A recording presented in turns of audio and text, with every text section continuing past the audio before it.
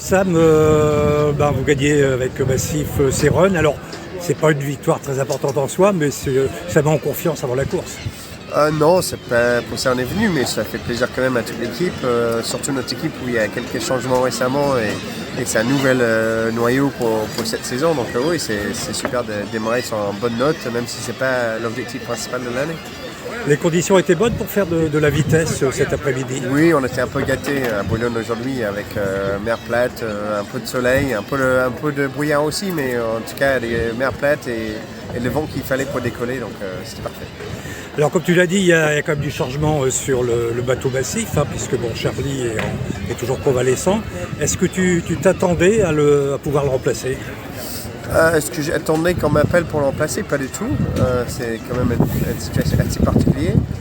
Après, je suis hyper fier qu'ils ont pensé à moi et qu'ils m'ont appelé pour le faire. Et maintenant, c'est à moi d'essayer d'être à la hauteur de l'équipe et de l'ambition de l'équipe. Oui, alors surtout que tu ne vas pas faire que la course de Cap, mais toute la suite de la saison. Oui, finalement, ce sera toute la saison. Donc, on va faire la course des Cap, le défi Azimut, puis la Café Lourd fin octobre avec Louis Breyer. Et alors, je pense que l'ambition de Massif, ça reste la victoire dans cette course des Caps, d'autant plus que toi, marin anglais, tu dois connaître parfaitement le parcours. Oui, après, c'est l'équipe Massif. C'est sûr que Charlie il a mis les barreaux avec le Vendée Globe et toutes les courses qu'il a fait avant. Donc oui, forcément, on est là pour gagner. Est-ce que le fait d'être anglais aide? On verra bien, mais en tout cas, j'ai déjà fait le parcours et j'ai hâte de le faire. C'est un parcours chouette avec plein de défis, avec plein de choses à faire. On va pas s'ennuyer, mais j'ai hâte. Alors justement, ce parcours, puisque tu le connais, quels seront un petit peu les temps forts, les pièges, où est-ce que ça peut se jouer? Bon, en fait, c'est surtout un parcours où il n'y a jamais de répit, il n'y a jamais de moment pour se reposer parce qu'on fait le tour de Nil, donc les conditions n'arrêtent pas de changer, les caps de bateau n'arrêtent pas de changer, il y a beaucoup d'obstacles, on est proche de la terre, donc la mer de Nord, il y a tous les champs d'éoliennes, la plateforme pétrolière, des bateaux de pêche, des cargos, tout ça. Et après, tout le côte ouest, il y a plein de pointes, donc il y a des faits de vent. En fait, ça n'arrête pas de changer. C'est ça qui est excitant et dur de ce parcours-là, c'est que ça n'arrête pas. Alors vous allez aussi aller très au nord, des endroits où les bateaux de course ne vont pas forcément, au nord des îles Shetland, tout ça. Toi qui connais, c'est très particulier, ça ressemble un peu à... Vous êtes près du pôle arctique. Est-ce que ça évoque un peu les mers du Sud?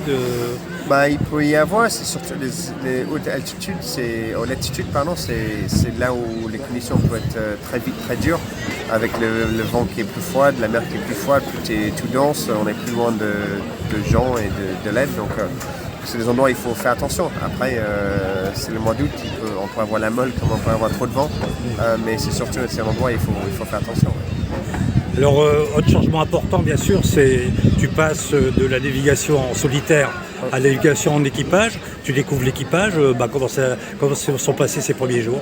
Là, c'est peut-être le 8e ou 9e fois qu'on navigue ensemble, donc on commence à se connaître un petit peu. On a un super groupe de gens qui sont tous des valeurs ajoutées à l'équipe différentes, donc on arrive à bien travailler ensemble, après on se découvre aussi. Et puis en étant skipper, c'est notre défi qui est le Vendée Globe. Quand on est tout seul, on assume nos erreurs et qu'est-ce qu'on fait. Et quand on est 4, il faut se coordonner pour attirer les mieux de tout le monde dans l'équipe. Et donc c'est notre défi qui est aussi excitant et que j'ai hâte de relever et puis on verra ce que ça donne dans une semaine.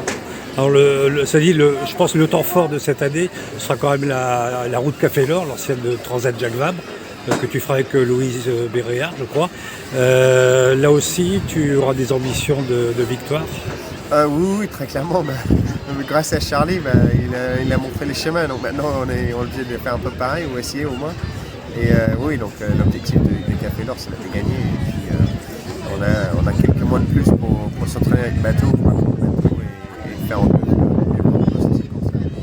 Alors quelques mois après la fin du Vendée Globe, est-ce que tu penses déjà au prochain? Est-ce que tu penses le faire déjà?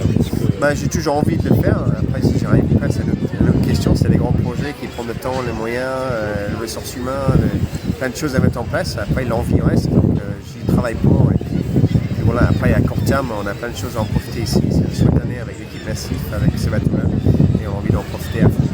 Et je suppose que tu conserves un bon souvenir de ta collaboration avec Vulnérable, avec Thomas et avec Advance.